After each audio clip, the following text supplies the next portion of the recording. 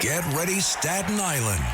The Ferry Hawks host the Hagerstown Flying Boxcars. Tonight at 7 p.m., it's soccer night, and kids glow around the bases postgame. Saturday at 6:30, it's Broadway night with postgame fireworks and Broadway rave. Sunday at 1:30, it's Military Appreciation Day, and the kids run around the bases. A great day out for the entire family. Kids run the bases after every Sunday home game. Want the best seats all season? Get more Ferry Hawks for only $63. Visit ferryhawks.com now to lock in your seats. Listen, all you New Yorkers. Taxi! Okay, man, we're looking around. This is the 77 WABC minicast. Joel Rayburn, who's a senior fellow at the Hudson Institute, a diplomat, a scholar, an expert on Middle Eastern affairs. Joel, welcome back to the show. We're happy to have you. Glad to be here. So, as Eric and I walked into the studio, there was some breaking news that Trump has announced that he stopped the attacks on Iran, and he expects a signing of an agreement very shortly. That's the breaking news. So I want to open this up by saying I want to reiterate my concerns and my skepticism about a deal with Iran. It's very simple. These people are hegemonic, they're zealots, they're a death cult. They're dedicated to the destruction of the state of Israel, Western civilization, and, of course, the United States of America. My view has always been, as long as this regime stays in place, any deal, by definition, is a bad deal because they'll just regroup and come back at us. And they've been funding these terrorist groups, whether it's the Houthis, whether it's Hamas, or it's Hezbollah, or other fringe Islamist groups, have waged war against Israel and their neighbors, fellow Muslim neighbors in the Middle East. This is very serious business. So if there is going to be a deal, we have to look at it very, very closely. At the very minimum, we have to make sure that any of the nuclear weapons and their nuclear so-called dust is removed, that the capacity to build drones, ballistic missiles is stopped, that they don't wage war through these proxies, and we don't fund these proxies, that we have some degree of stability in the Middle East. And let's not forget, if we cut a deal with these people, you have to trust but verify. And if you can verify, which I'm very skeptical about, you have a real problem. You cannot trust these people. They will be back at us. And they suppress their own people. And frankly, when Trump said back in April, help is on its way, keep up the fight, I think he's selling out the Iranian people as well as his neighbors in the Middle East. I'm very unhappy about this news. The one piece of good news I'm happy about is there's a report that Jay Clayton, the former chairman of the Security and Exchange Commission, the United States Attorney for Southern District of New York, a great lawyer, good friend. Jay has been nominated to be the head of national intelligence, which I think is an excellent choice because Jay is really one of the most first-rate public servants you can have. At this point, I'll turn you over to Eric. So, Joel, thank you. Welcome to the show. I share much of Richard's concerns. First, let's start with what you've heard about what, if anything, is contained in this deal, and then we can talk about some of the specific concerns or issues that arise from it. Sure, Eric. Well, I think still probably a long way to go to get to the kind of deal that would be acceptable to the president and to U.S. interests, let alone allied interests like Israel's interests and so on. So I think I always endorse the president's optimism. I do think there's a lot of hurdles to be gotten over. But the fact we learned a couple of things over the last 24 hours that I think were really important to getting to the point. Whether let's say the object is to neutralize the Iranian regime's ability to do harm to the region around it, to our interests, to international security, and whether that can be secured in a deal or whether it has to be done just by military capitulation and so on. I think that's just instrumentality. That's not the end goal. So we learned a couple of things, I think, over the last 24 hours about what tools the president is willing to use to try to get to that end goal of eliminating the Iranians or neutralizing them as a threat. The first one is he showed very importantly willing to return to force, and on a broad scale. Of course, Central Command had been using force, but it was just proportionate responses to attacks on us, self-defense type of attacks from the Iranians themselves. Last night was the first time that the U.S. that he instructed the U.S. military to go beyond that, and I think that dispelled a mistaken assumption that the Iranian regime had, that he wasn't willing to return to the use of force. So he's reestablished some of the credibility as a threat of force. Beyond that, a very important thing that we learned was that Project Freedom, the idea of opening up a separate channel through the Strait of Hormuz in order to get some vessels in and out, actually didn't shut down. It did continue in a clandestine way, and that there's actually been some volume of crude oil and some LNG, for example, that's been able to exit the Gulf. So that relieves the international economic pressure that the Iranians are able to wield. Those are two important factors. I think what we haven't accounted for is that I think there's a hidden priority for the Iranians that is mismatched by the U.S. strategy here, the U.S. negotiating strategy here. Our priority is first and foremost the nuclear program, the nuclear material, and so on. Second, Strait of Hormuz, and then the proxies. Hezbollah, in particular, is almost like it's being treated in our conception as a side issue to be put off to the side, or that could be conceded or restrained in favor of going for these other two priorities, the nuclear program and the Strait. I think the Iranians see it exactly the opposite way. I think for the IRGC, Hezbollah is their priority. They're willing to risk going back to war. They're willing to risk economic collapse in the service of Hezbollah much more than in the nuclear materials. That's why I think actually our approach so far has risked conceding to them up front the thing that they want most, which is to preserve Hezbollah as a threat and as a model of the Islamic Revolution and so on. Anyway, that's the main reason why I think there are potentially rough times ahead for this deal making. Yeah, so let's focus for a second on. I happen to think you're right that the IRGC and the regime are laser focused on saving Hezbollah. It is a concession the Israelis absolutely cannot make. It is an existential threat to their existence. To allow Hezbollah to continue to exist is to concede the northern border of Israel. It will become a no man's land. No state can survive in that state.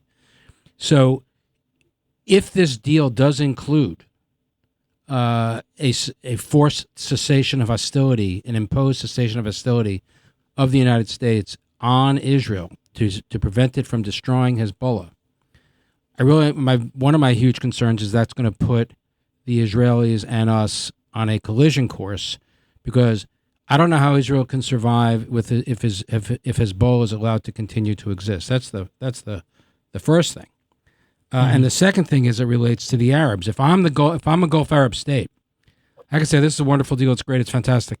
It will not last a single day, assuming the Iranians live up to their obligations, which I think we can all be confident they won't. But even assuming they do, if I'm MBS, if I'm Mohammed bin Salman, I say to myself, well, Trump will be here for 2.5 years, and then he's gone, and the regime will still be here. So we have to start making accommodations to the regime now. So much for the Abraham Accords. Yeah, exactly. So at a time when we really need them to be aligning with us, to be stalwarts against the Iranian regime, and hoping to get them to join the Abraham Accords. Are my two concerns misplaced? I don't think they're misplaced. I think there's a little more nuance to the issue of the Gulf states, the Arab states reaction, because I also think one thing that's quietly happened here is that they've come to believe, because the Iranian regime lashed out at them when the Arab states, were trying very hard to stay on the sidelines of this conflict. I think they've concluded in the Arab capitals that they can't live with the Iranian regime in the longer term. So they may have to hedge, they may have to accommodate in the immediate term to navigate the danger that the Iranians pose, but they are looking for ways, I think, to make themselves harder targets, like the Israelis have, like the Emiratis have started to do, and to align in a way that is against that it opposes Iranian power. So I think that's what's happened. The Iranians are going to wind up regretting in the longer term if that regime survives. On Hezbollah, I think you are right. This is the rock on which the ship will founder if it's not done the right way, because the Iranians want that agreement to include a U.S. obligation to restrain Israel from pressuring Hezbollah in Lebanon, and that's not something that Israel is going to be able to live with, and it's not something that I think any U.S. administration is able to or has the interest in guaranteeing. So that is the single great, as I said before, I think that's the single greatest sticking point on trying to get to some sort of arrangement. I think the president can get to a deal to compel or cajole the Iranians to relieve their pressure, their military threat to the Strait of Hormuz. On the further elements of it, on the nuclear program, on Hezbollah, I think it's tough sledding, a long way to go. Yeah, so coming back to Hezbollah for a second, it's important for listeners to understand this isn't a Bibi issue. Everybody loves to say this. We don't hate Jews. We don't hate really. We do hate Zionists, but it's unseemly to say it. And we don't hate Israel. We just hate Bibi. It's important for everyone to understand there's not a single elected official in Israel across the political spectrum, whether you're liberal or you're most conservative, that will allow Hezbollah to continue to exist. To the extent that there's criticism of the way that within Israel of how Netanyahu's been prosecuting the war, it's generally because you're not doing it effectively enough. So regardless of who the prime minister is, there are going to be elections in Israel in October or September. Regardless of who wins that prime minister is going to want to destroy Hezbollah. And I just don't see how any Israeli government can survive more than a few minutes if they concede that Hezbollah can stay there. The Israelis made a terrible mistake by allowing them to take over the country in the first instance. They're not going to repeat that mistake. Remember, the Iranian strategy is this ring of fire. Hamas in Gaza, Hezbollah in Lebanon, Syrian Hezbollah also in Syria, which they tried to set up, and then in Iraq, and then you have the elements in Judea and Samaria, and Israel can't allow that to continue. So that's the first point. So I just don't see how that can possibly work. And then to your point, the Arabs have learned a lesson. Maybe the UAE has, but many of the other Arab countries, whether it's Kuwait or Qatar or Saudi Arabia, they have shown themselves to be pathetically weak. So I really, if we're putting our eggs in the basket that those Gulf states are going to stand up and defend themselves, call me skeptical. I mean, I don't know what your reaction is to that. Well, on that point, look, I think actually the Gulf states have been doing quite a lot that's very quiet. I mean, the first thing is they've been facilitating U.S. and Israeli operations. I mean, U.S. in particular operations. The second thing is that they have from time to time been participating in those operations themselves, either from a support aspect or occasionally direct strike. Beyond the UAE? I know the UAE has, but there's been other. Okay, No. Yeah, beyond the UAE. And in addition to that, there is a brewing potential confrontation between the northern Gulf states, so Saudi Arabia, Kuwait, Bahrain in particular, and the Iraqi militant groups that are under the Revolutionary Guard's direction. Because there have been so many drone and missile strikes against Kuwait, Bahrain, Saudi Arabia, potentially even Qatar, from Iraq, that it's gotten to the point where Saudi Arabia and others have quietly warned the U.S. and Iraqis that if it doesn't stop, that there will be strikes from some of the GCC countries against targets in Iraq. They're not going to tolerate it, and so that is a live issue. So I do think they've gotten. Again, if we go back to February, March, they had hoped to sit on the sidelines, and I think they've had a rude awakening, a wake-up call that they can't. no matter it's and there's no amount of going to Beijing and trying to enlist China as a guarantor that's going to prevent the threat from Iran against them, and an existential threat to boot. So my last question would be, all right, so we've stopped now, and we hope to sign this deal. There's no the idea that the Iranians will sign any deal is, of course, is always a dubious proposition. But how many times can the U.S. military go through these fits and stops and remain at the ready at such high alert and still be effective? At some point, I have to think that, in addition to the cost, financial cost, that it's going to undermine our readiness. It also undermines our credibility by jumping back and forth and back and forth. And credibility is very important in the Middle East. It all has to do with the perception of who's the strong horse. Joel? Respectfully, Your Honor, I don't think that that's the case about credibility. Jesse. I think the fact that what Joel had said about us going kinetic will immediately, I think, answered a lot of those questions. But I'll let him speak for himself. I just wanted to jump in there when you said that about credibility. Well, Joel, if you will try to answer Eric's question, then we'll pick up with Jesse.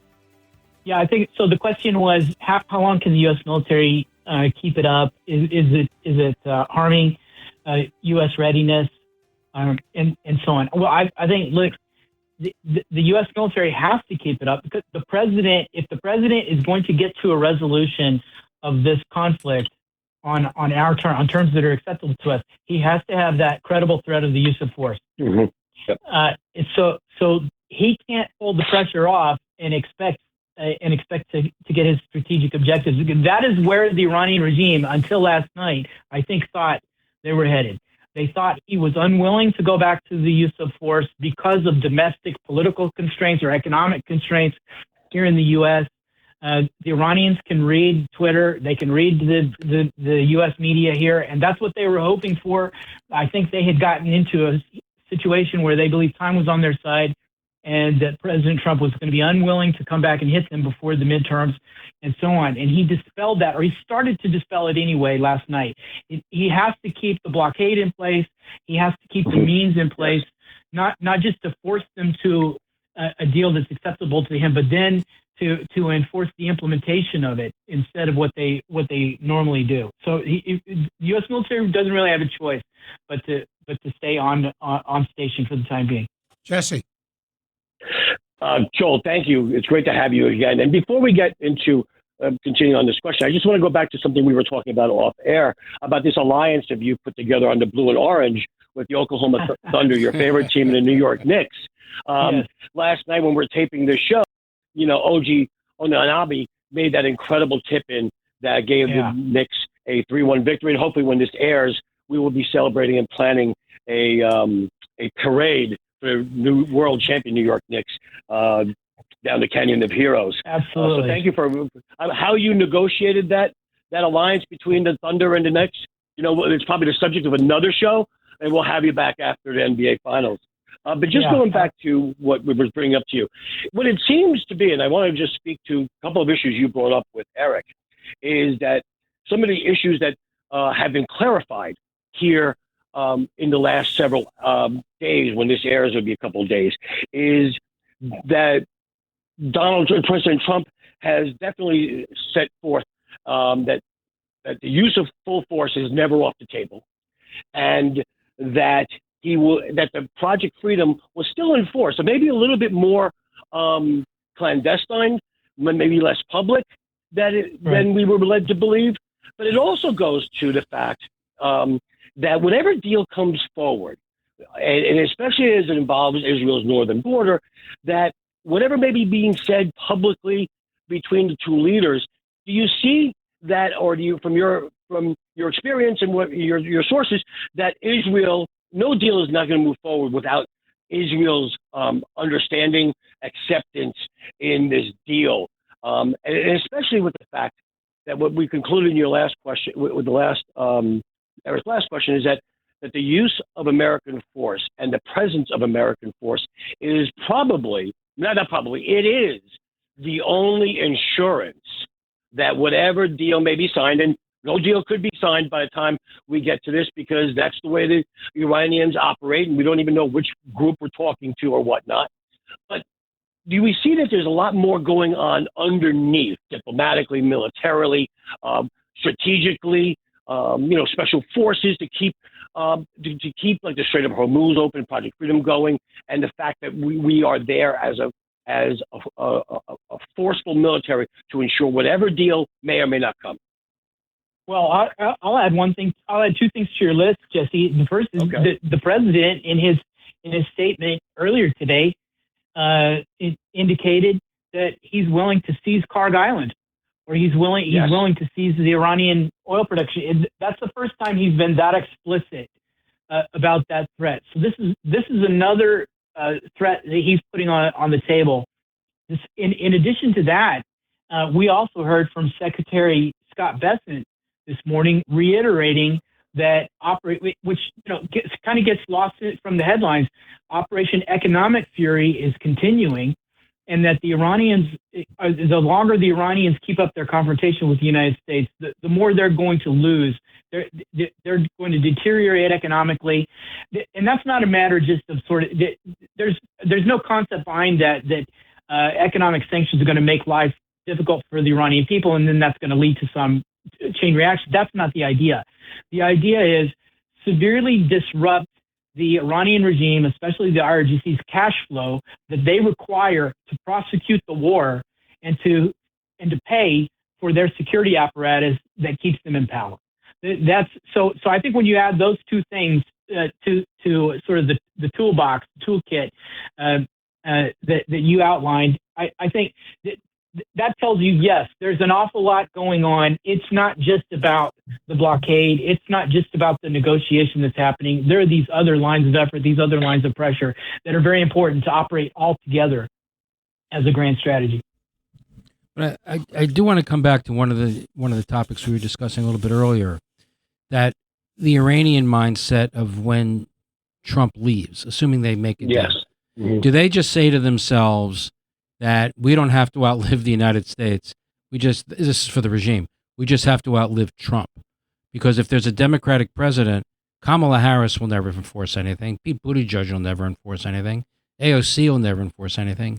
So is potential Iranian strategy. Remember, John Kerry, during the first Trump administration, would literally publicly tell the Iranians, just wait out Trump. Help is on the way. Is that has to be in the back of their minds? Well, I think you're right, and we lived through that movie one time before because in late 2020, we had the Iranian regime under severe economic pressure, very tight sanctions pressure that brought them really to the brink of collapse, to brink of bankruptcy and financial collapse, after which their regime would have collapsed. And they were just holding on for dear life, hoping that there would be a change of administration, and there was. And they gambled that there would be an immediate policy change with the new Biden administration, and they gambled right.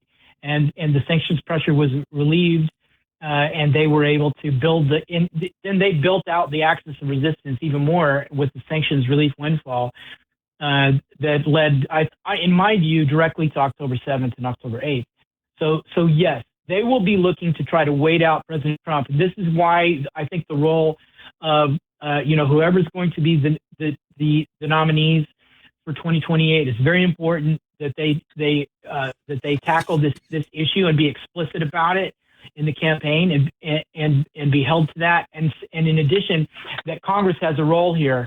That Congress, if there's a consensus in Congress or a majority in Congress that's behind this kind of tough peace through strength policy vis-a-vis the Iranian regime, then that's what can make it sustainable, regardless of who's in the White House, or as sustainable as possible. Yeah, but I don't see the Democrats. I have no faith in Congress. Yeah, well, I have less faith. I have less faith in the Democrats. I have less faith in the Democrats.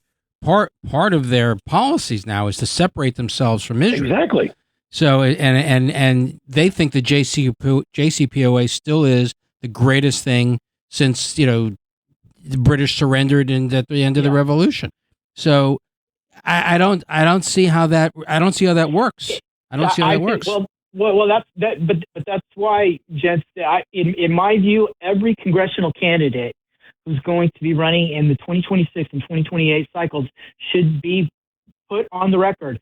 What is your policy? If you're going into Congress, do you support this pressure policy? Do you support the strategic objectives that are laid out by Epic Fury, Economic Fury, and this overall strategy, or not? And make them go on the record so that voters know what they're getting when it comes time to vote. The war is currently very unpopular. Well, for sure.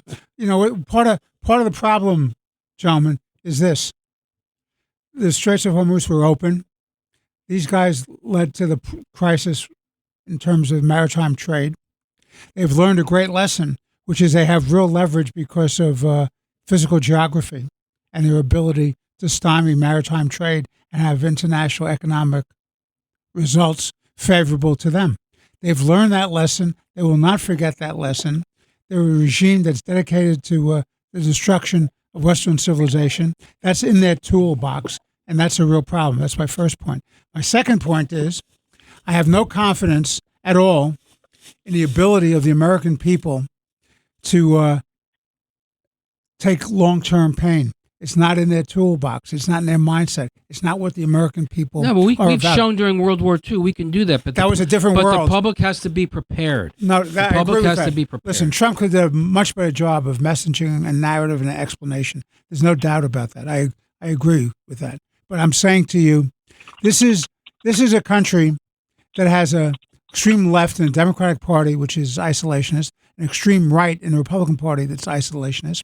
You have people who are bitching and moaning and crying about the price of oil, not understanding that when people tell you they want to kill you, you should take them seriously. And whether oil costs a little bit more, doesn't cost a little bit more, the ability of these people to bring destruction to these shores, to our major cities, to our people, is enormous, and they have to fight back. And I don't have confidence in these people at all to really sustain pain. I have absolute confidence in the ability of the Iranian regime to sustain pain, particularly when there's other people doing the dying for them, like Hamas and the Houthis and Hezbollah. Joel, your thoughts? Yeah, I agree. I mean, we're in an uncomfortable situation where we have some real threats out there. We have an alliance of China, Russia, Iran, North Korea, and a few others, and I don't think the American people fully appreciate the danger of this alliance to our way of life, and people are fatigued with the global war on terror and with what they term forever wars, and they're in that kind of moment that we can naturally get into because we're protected by two oceans, where there's an inclination to disengage from the world and look at our own affairs. And what I think, for me, the lesson of the 20th century was that we have to care about what's happening on the other end of those oceans, and on who's in charge at the other end of those oceans and what their intentions are. And so if we forget that lesson right now, then we can expect to be in a very dangerous time. Well, we don't teach that lesson anymore. So our young people, young people don't even know this. don't. Young people don't even know the 20th century occurred. Jesse, final Some thoughts people on don't this even segment. My final thoughts. Let's just go what you were speaking about. Do you think that when we were speaking that we need to address this through Congress and through the president? One of the problems we have, though, is that I know we all remember how we came together as a country. And when 9/11 happened, just about 25 years ago, almost 25 years ago, we don't see that same type of unity on issues like this because politics has become, especially on the left, so polarizing and one of, if not this, then that. Do you ever see a situation, whether it's this Iran deal or any type of conflicts or foreign challenges that we'll be facing in the future that does bring this country together, if not, ending a forever war? This is a war that's been going on for 47 years with Iran against the United States. We didn't start the forever war. Yeah, the Iranians started it. Well, I think the difference is that on 9/11, the homeland was directly attacked. Here on October 7th, the Iranians and the radical left have very effectively said, this isn't our war, this is Israel's war. This is the Jews' war. And that's why you see, I think, a lack of support for it. Yeah. And it has to be pushed back. Yeah, the problem, of course, the Jews are dying. Israelis are dying for us in our war for Western civilization. But I think that's why. I don't Yeah, know, Joel, if you have a different view. And people have absolutely forgotten the incursion into our hemisphere of Iranian-supported countries Absolutely. like Venezuela, like Cuba, and other communist states. They have infiltrated not only the United States of America here, but in our hemisphere as well, and they will regroup and try to do that again. So it's not like you have two big oceans, and I have doubt with the technology today that two big oceans are going to be worth a damn over the years as they enhance the ability of ballistic missiles to hit. Let's give Joel the last word. Yeah, I think there's still a majority in Congress that would line up behind the idea that there needs to be a strong policy against the Iranian regime to curtail its ambitions, to neutralize it as a threat. They may or may not agree with the specific mode of that, whether that's an epic fury type of military force operation or it's economic pressure or it's diplomatic pressure. But I do think you still can get Congress to line up behind the strategic objective that the Iranian regime's a threat, can't be tolerated, they can't have a nuclear weapon, and that needs to be U.S. policy. And I think working with that kind of majority and locking it in is the only way to make President Trump's policy durable beyond his presidency. But I think the Biden administration belies your statement, unfortunately. Well, Joel, it's been a wonderful conversation with you. Troubling, but wonderful. I want to thank you on behalf of Chairman Garcia, Eric, and myself for being back with us again. As this unfolds, we'll reach out to you again to join us. Thank you for your analysis and your insight. And we'll be back in a few moments with our final segment of this week's Let the Record Show. Please stay with us for more important and interesting conversation. And once again, Joel Rayburn of the Hudson Institute, thank you for being our guest. Yeah, you were great. Thank you so much, Joel. Thanks, Joe. My pleasure. My pleasure. This is Let the Record Show.